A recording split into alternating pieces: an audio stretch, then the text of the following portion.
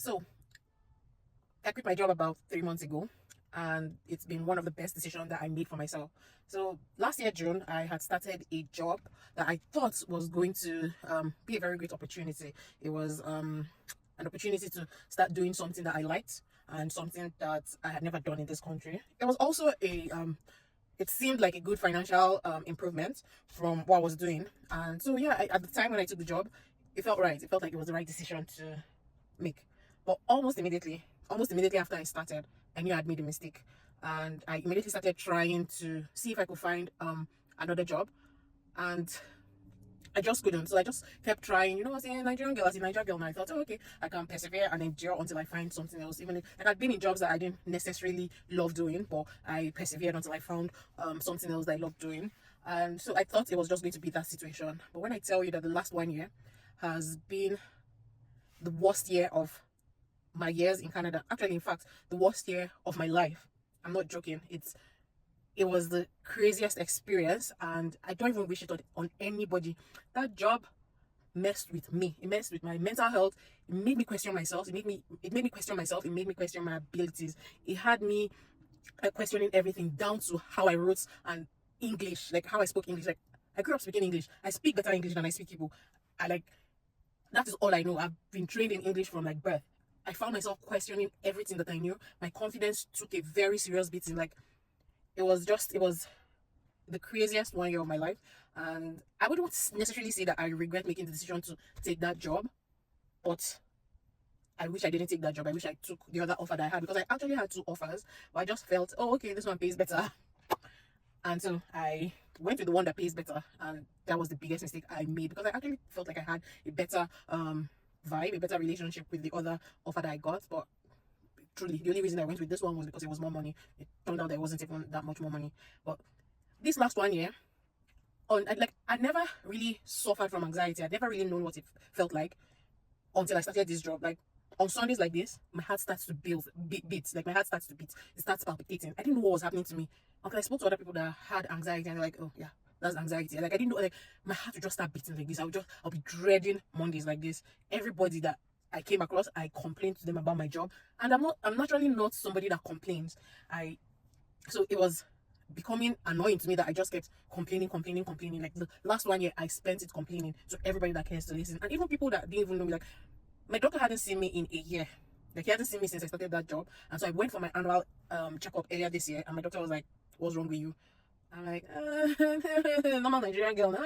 But he kept insisting, and he kept asking me, "What is wrong with you?" And eventually, like I had to tell him that, oh no, my job is stressing me, this, that. Like it was showing up in every aspect of my life. My mental health was suffering, my physical health was suffering. Like I began to have high blood pressure. Like my blood pressure was going very high. Like it was crazy. Like normally I have like what you call like white coat system symptom or whatever my doctor decided to call it. When I go into the doctor's office, my BP seems high, but like when I test at home, it's normal. And so it just has me testing at home to make sure that everything is normal. But like the anxiety of going to the doctor's office makes it go high. But when I was testing at home as well, it was going high.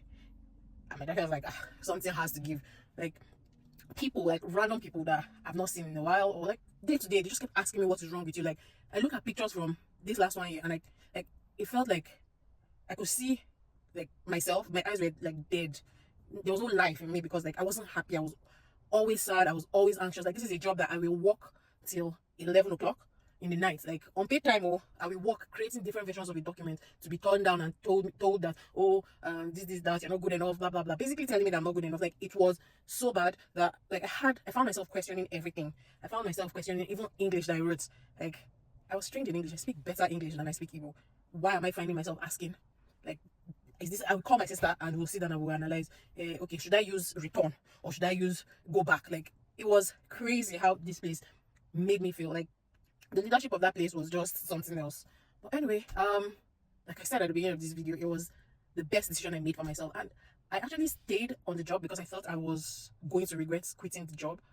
But I haven't regretted it one day. Like I've not felt one atom of regret, even though like I feel like I don't know what I'm going to do, but I haven't felt like that was the best decision I made for myself. That place messed with my head, messed with my mental health, my physical health. It messed with my confidence.